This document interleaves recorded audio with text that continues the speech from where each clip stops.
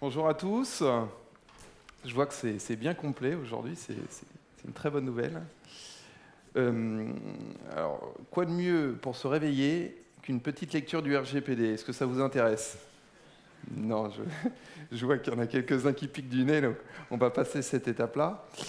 Ce que je vous propose aujourd'hui, c'est une petite vulgarisation, mais tout en étant très spécifique et très technique de la réglementation, avec cette intervention sur « Et ton application est-elle GDPR ready ?» et de voir en quoi la conformité des applications à cette réglementation en fait, peut correspondre à un nouveau rôle des architectes d'entreprise.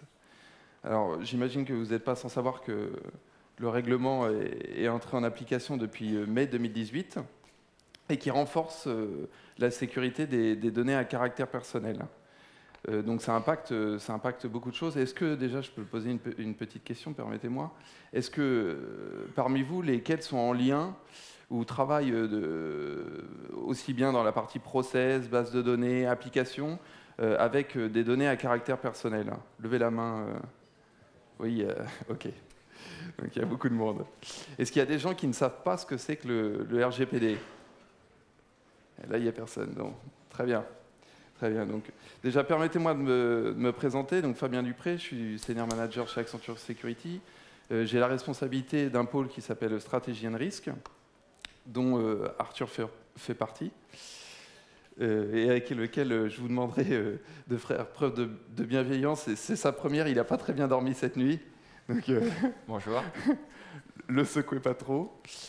Voilà. Et dans le cadre de mes activités, donc, il y a une activité autour de la conformité. Et conformité, qui dit conformité, dit aujourd'hui, il y a une partie qui concerne la loi de programmation militaire, mais aussi une partie qui concerne le règlement général sur la protection des données à caractère personnel.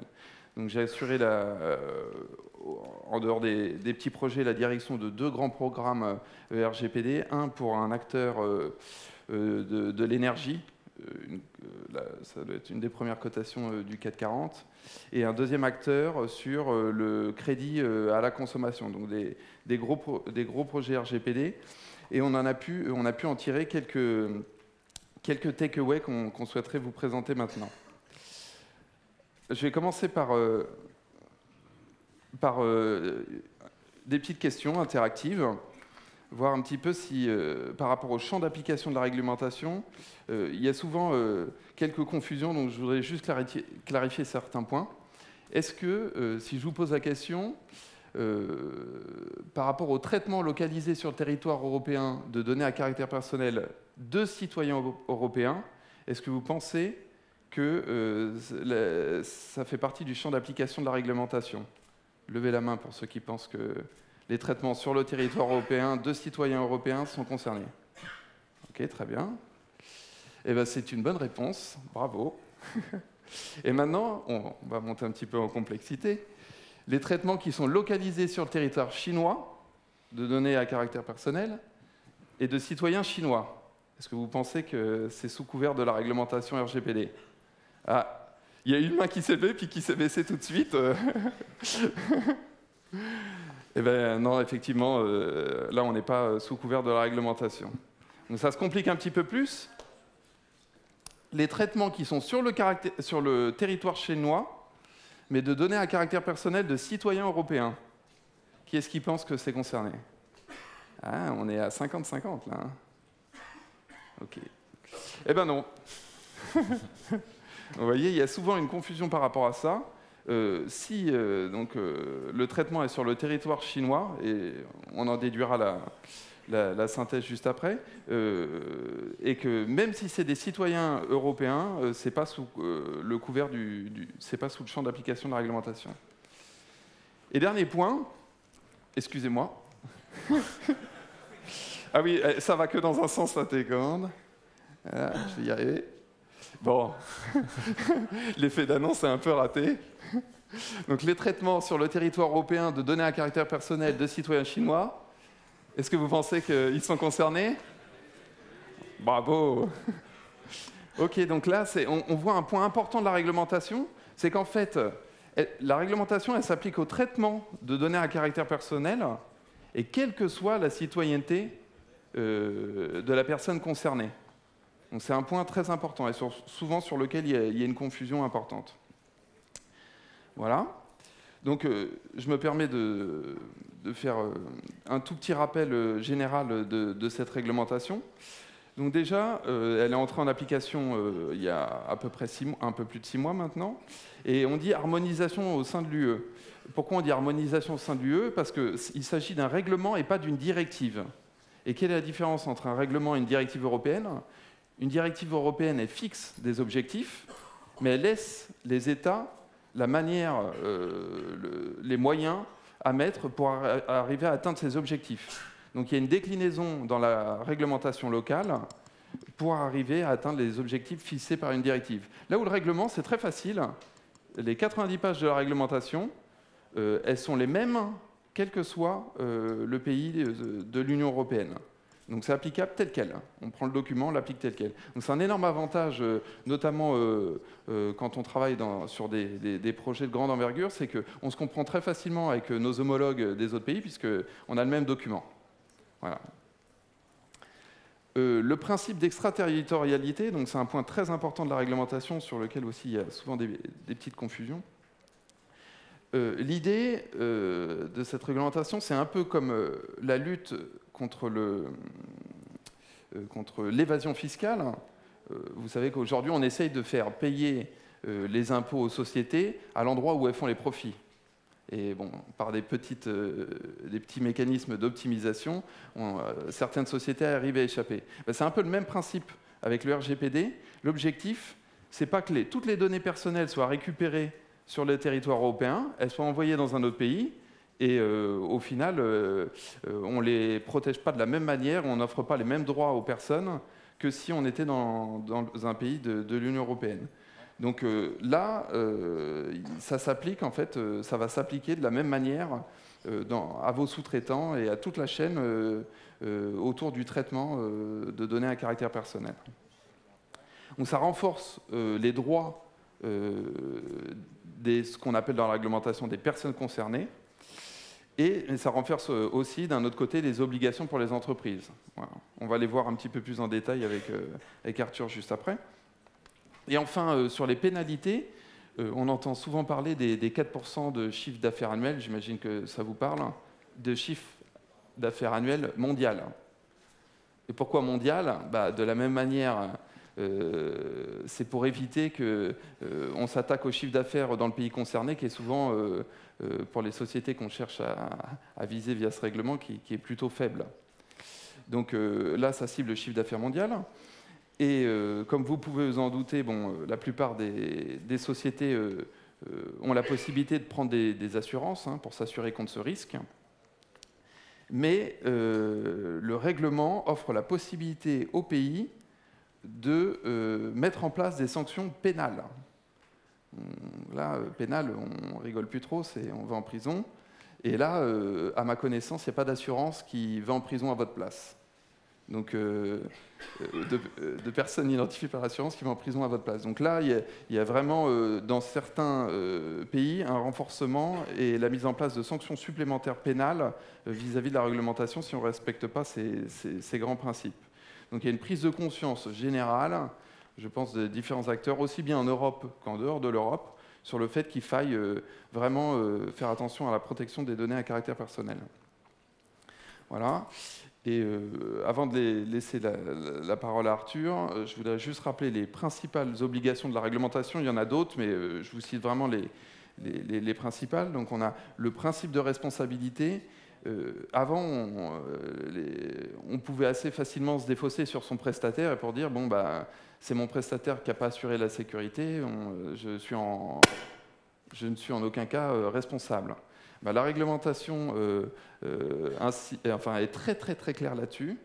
S'il y a une fuite de données, comme Cambridge Analytica par exemple, s'il y a une fuite de données à caractère personnel ou une utilisation qui n'est pas conforme des données à caractère personnel de votre sous-traitant, c'est vous qui allez être responsable d'un point de vue des sanctions financières et pénale. Après, vous pourrez vous retourner contre votre sous-traitant, mais vous en serez tenu pour responsable. C'est un point très important.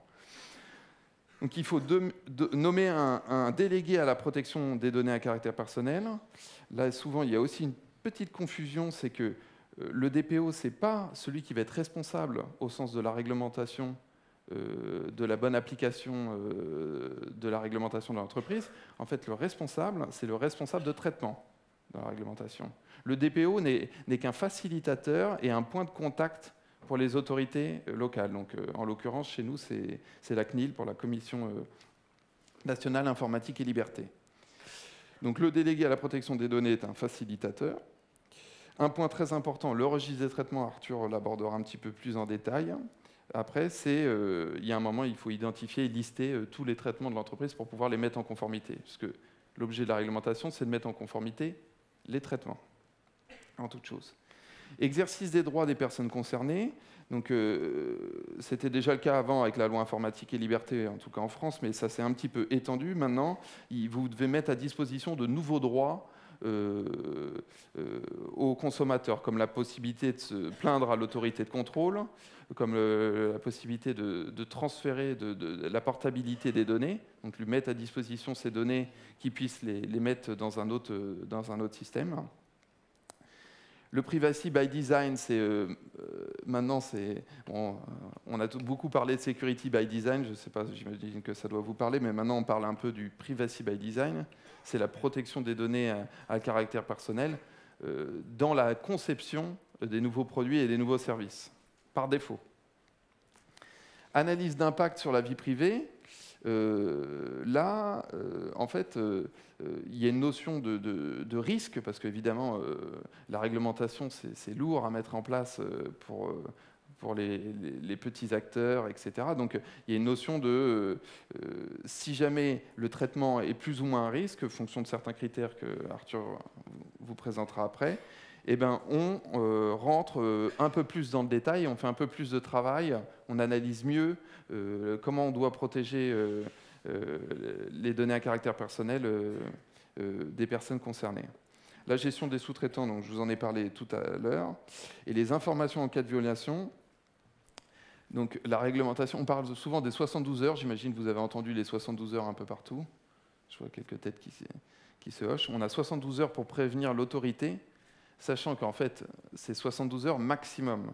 La réglementation dit très clairement, c'est dès que vous avez la fuite d'informations qu'il faut prévenir l'autorité, dans un délai maximum de 72 heures. Voilà. Donc ça, c'est les principales obligations de la réglementation. Mais comme vous l'avez compris, et c'est un peu le sujet de notre talk aujourd'hui, on a volontairement choisi « et ton application, ton appli est-elle GDPR ready ?» parce qu'il y a souvent une petite confusion sur la notion de traitement et le lien avec application. Donc Arthur va vous présenter ça un peu plus en détail. Oui. Merci Arthur. Merci Fabien. Pour rebondir sur ce que disait Fabien, on a tous retenu que l'application de la réglementation se faisait sur les traitements. Et donc je voulais voir dans la salle qui parmi vous serait capable d'expliquer ce que c'est qu'un traitement. Ah, ça fait pas grand monde. Donc un traitement, sa seule définition, elle est dans le règlement européen. C'est ce que vous pouvez retrouver sur les slides juste ici. C'est une définition qui, je vous l'admets, est assez barbare et que si on voulait résumer, on peut dire en quelque sorte que c'est la description des activités d'une entreprise auxquelles on rajoute tout un tas d'informations, comme sa finalité, les types de données qu'on va utiliser lors de ces traitements, est-ce qu'on va transférer des informations à l'étranger. On va aussi lui associer un responsable de traitement et l'ensemble des applications qui vont être en mesure de supporter ce processus. D'où potentiellement la possibilité de se mélanger un peu les pinceaux entre application et traitement. Ensuite, l'ensemble de ces traitements qu'on va définir au sein d'une entreprise, on va tous les consolider au sein d'un registre. Je vais en parler un petit peu plus tard. Et sur ce registre, qui est un petit peu la référence de notre entreprise et qui décrit ce qu'elle fait, l'entreprise va avoir un certain nombre d'obligations, et en particulier le fait de protéger la vie privée de toutes les personnes pour lesquelles elle traite des données à caractère personnel, donc c'est-à-dire autant les employés que ses clients. Et une fois qu'elle aura mis en place toutes ces obligations et qu'elle sera assurée de protéger la vie privée et d'avoir sécurisé les données, elle va mettre à disposition ces données à leurs propriétaires, qui sont les personnes concernées. Et elle doit, pour cela, faciliter l'exercice des droits des personnes concernées. On va le voir, mais le registre de traitement, on a différentes façons de remplir nos traitements dedans. On peut penser application, par exemple, et dans ce cas-là, c'est peut-être un petit peu trop simple, parce que ce n'est pas forcément dit qu'un traitement corresponde à une application. Ou alors, on peut aller dans le détail.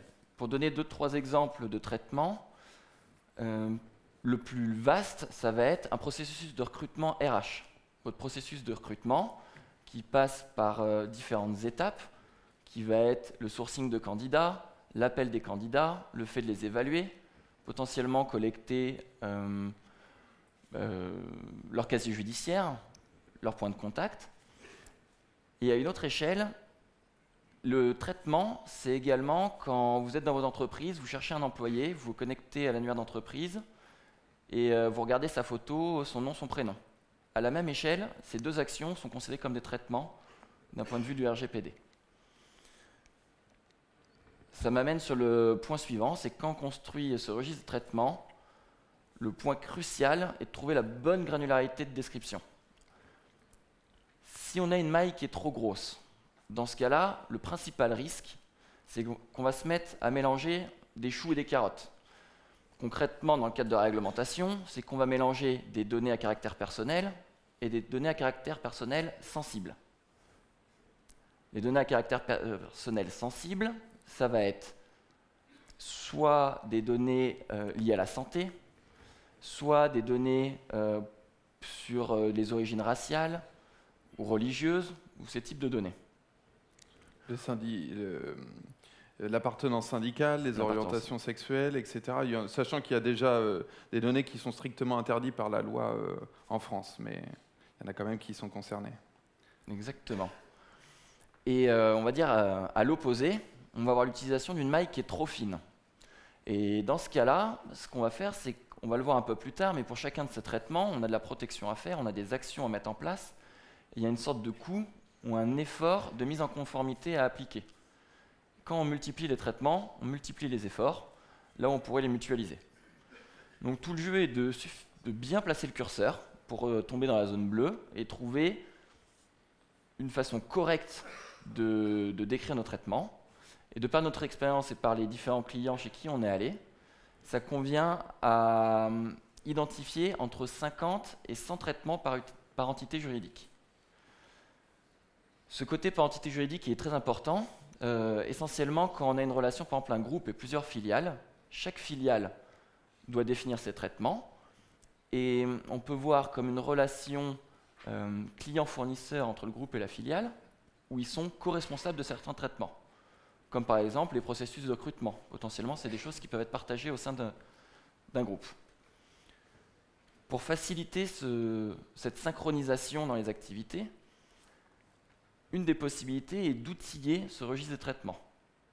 Concrètement, ça permet d'avoir une base commune qui permet de visualiser l'ensemble de ces traitements quand on travaille dans le groupe et de savoir qu'est-ce que fait chacune de nos filiales. Et réciproquement, pour les filiales, c'est la capacité de ne pas avoir tout le travail de description à faire, mais de pouvoir directement utiliser le travail qui a été fait par le groupe. Et simplement, le jour où on doit les déclarer à notre autorité, par exemple la CNIL en France, on n'a plus qu'à cliquer sur un bouton et récupérer les traitements qui sont décrits par le groupe. Sachant que c'est la première chose que fera l'autorité de contrôle quand elle viendra voir votre client ou vous-même. C'est qu'elle va vous demander le registre pour vérifier que les traitements qui y sont inscrits sont déjà bien décrits et que c'est le point de départ pour savoir s'ils sont en conformité ou non. Exactement. Exactement. Une fois qu'on a fini cette première étape de rédiger notre registre, dans ce cas-là, on va commencer à rentrer dans cette mise en conformité. On a un de nos takeaways là-dessus qui est, le but va être de réduire au maximum le périmètre, parce que ça demande des efforts de se mettre en conformité, et en particulier l'utilisation de l'anonymisation. Et là, en général, tout le monde a un peu sa définition de l'anonymisation. Il faut bien garder en tête que l'anonymisation, c'est un processus qui est irréversible. Si une de vos entités garde la donnée et que par exemple votre pôle R&D va seulement en faire une copie pour les analyser et qu'on est capable de remonter à la donnée initiale, vous n'avez pas fait de l'anonymisation. Vous avez fait de la pseudo-anonymisation et donc du coup vous devez appliquer toutes les obligations de RGPD là où vous avez effectué vos traitements. Et du coup, Arthur, on voit en ce moment là chez nos clients Ouais. des grands chantiers d'anonymisation, et plutôt que de prendre une approche traitement par traitement, les clients ont plutôt tendance à choisir une approche déjà anonymiser toutes les données dans les environnements hors production. C'est déjà un gros boulot. Voilà. Et sur le registre des traitements, si je peux me permettre, il y a aussi, juste pour préciser, sur le marché, globalement, l'outillage registre des traitements, c'est 80% du marché est assuré par une société qui s'appelle OneTrust. Je ne sais pas si ça vous parle. Et en fait, il y a d'autres outillages comme Colibra. Colibra, ça doit peut-être un petit peu plus vous parler. Ça permet de faire du data lineage, etc. C'est globalement les deux principaux éditeurs qu'on voit sur le marché, en tout cas pour outiller le registre. Voilà. Du coup, je vais enchaîner sur tout ce qui est protection de la vie privée. La protection de la vie privée, c'est un processus qui doit accompagner, en fin de compte, le lancement de n'importe quelle activité ou nouveau service qu'une entreprise veut lancer sur le marché. C'est-à-dire que dès le début, dès ses qualifications, on doit penser vie privée, on doit vivre vie privée et on doit accompagner tout le projet, qu'il soit cycle en V ou dans les nouvelles méthodologies agiles, pour penser, évaluer, puis mettre en œuvre tout un tas d'actions. La première phase qui va se faire en qualification, ça va être de savoir si votre traitement ou votre nouveau produit est sensible. Pour ça, il y a un groupe indépendant qui s'appelle le G29 qui a réfléchi à ces sujets-là et qui a défini 10 critères. Parmi ces critères, par exemple, on retrouve la quantité de données qui est traitée, si on traite des données à grande échelle, si ces données sont sensibles ou non, ou encore des critères de type est-ce que vos données vont être envoyées à l'étranger, hors de la zone Union européenne, ou est-ce que vous allez faire du profiling ou des activités marketing. Globalement, sur ces 10 critères, à partir du moment où vous en cochez 2 sur les 10, ça veut dire que votre traitement va être risqué et va fortement impacter la vie privée. À partir de là, vous êtes dans l'obligation de faire ce qu'on appelle dans le jargon un DPIA, c'est l'acronyme anglais de Data Protection Impact Assessment, ou en français, analyse d'impact de la vie privée. Globalement, c'est une analyse de risque qu'on voit sous un prisme vie privée où les impacts principaux, ça va être des fuites de données. À partir de cette analyse de risque, on a tout un tas de mesures à mettre en place. On va dire qu'on a ce qu'on a de plus basique, ce qu'on a appelé le Privacy by Default, vous en avez peut-être entendu parler. C'est un ensemble de mesures qu'on met en place pour répondre à une des obligations, qui est l'obligation de minimisation. La minimisation, elle est sur 4 composantes. C'est minimiser le nombre de données qu'on collecte, pour ne collecter que ce qui est nécessaire. Faire en sorte que quand on les traite dans la profondeur minimale pour simplement faire notre activité et pas aller plus loin, pas tirer plus d'informations. Ensuite, il y en a d'autres qui sont sur les durées de rétention ou encore sur l'accès de ces données. Je ne veux pas que tout le monde puisse y avoir accès. Et à ça va s'ajouter tout un tas de mesures additionnelles. Ici, comme ces critères sont figés et proposés par le G29, on peut penser qu'on peut déjà préparer un certain nombre de mesures à mettre en place. Et on pense qu'un des rôles de l'architecte d'entreprise va être d'évangéliser ces mesures, de telle sorte qu'à la fin de notre analyse, quand on a identifié qu'on a un certain nombre de risques qui va être lié à ces critères, on puisse directement mettre en place des solutions prépensées.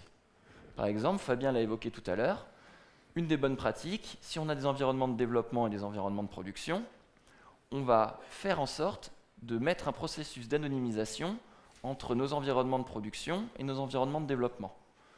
C'est totalement normal d'utiliser ces données de production en développement, il n'y a pas de souci, ou en qualification, mais pour s'assurer qu'on ne puisse pas retrouver la donnée personnelle, on s'assure d'anonymiser tout ça.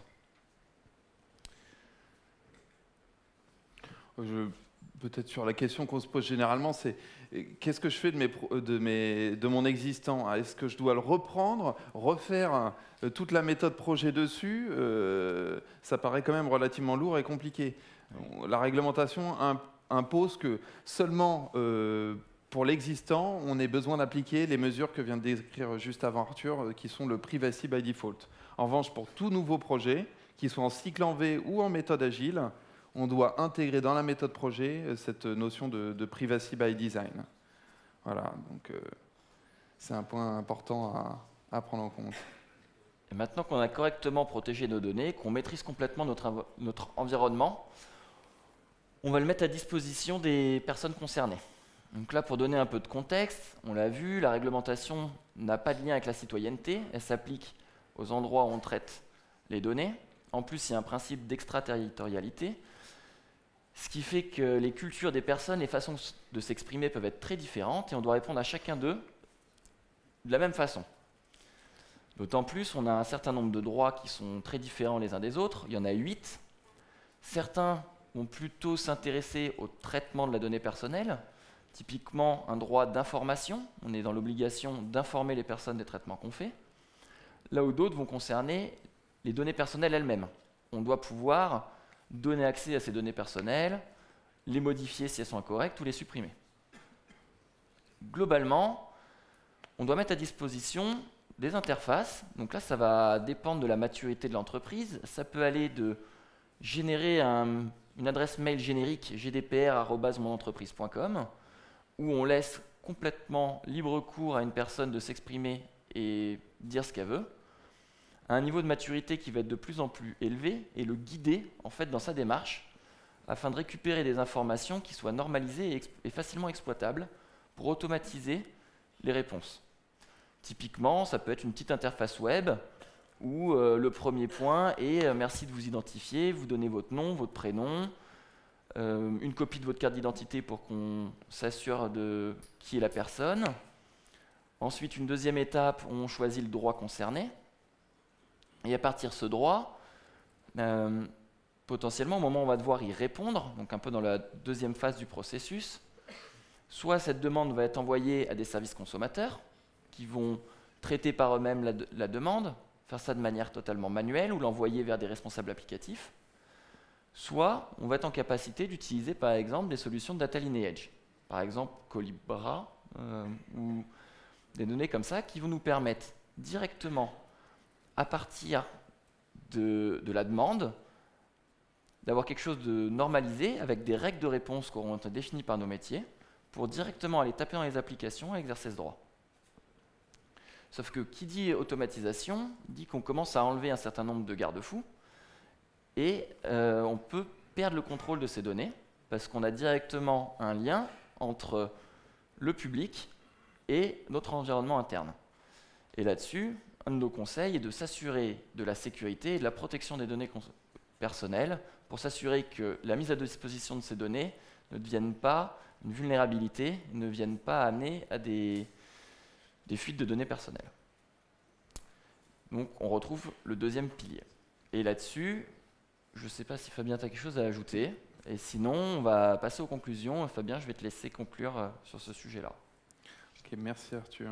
Est-ce qu'il y en a certains d'entre vous dans la salle qui ont déjà fait des demandes d'accès à leurs données à caractère personnel auprès d'une société? Quelques-uns là-bas? Est-ce que je peux vous demander si c'était par mail? Est-ce que vous y étiez guidé dans le parcours? Comment c'était? C'était par mail? Par téléphone, encore mieux. Ok. Bon, là, il y a vraiment un gros travail à faire pour les différents acteurs, c'est qu'on voit que des fois, les demandes, quand les demandes sont faites par courrier d'accès aux données personnelles, j'ai vu des clients qui renvoyaient les données imprimées. Je ne sais pas si vous imaginez. Il y a quand même encore un petit peu de travail à faire à ce niveau-là, les données informatiques. Donc, juste pour conclure en 30 secondes, donc, attention, le champ d'application, la réglementation, elle s'applique sur les traitements qui sont réalisés sur le territoire européen et quelle que soit la citoyenneté des personnes. Le traitement, attention à bien définir sa maille, sa granularité pour que quand vous mettiez en conformité, ça limite au maximum les efforts. Et une fois que vous avez fait la boîte, ce qu'on appelle le registre avec l'ensemble des traitements, il y a 2 grandes parties à prendre en compte, en simplifiant un petit peu. Il faut protéger les données à caractère personnel en intégrant dans le cycle de vie du projet le privacy by design d'un côté, et de l'autre côté, il faut donner la possibilité aux personnes d'exercer leurs droits, comme les demandes d'accès, la demande de portabilité, l'information auprès des personnes concernées, etc. Voilà. Donc, j'espère qu'on aura vulgarisé un petit peu le sujet pour tout le monde, et que ça aidera aussi, ça pourra vous aider dans votre rôle aussi à interfacer avec les équipes métiers sur ces sujets. Voilà, merci beaucoup à tous. Merci. Et puis, merci.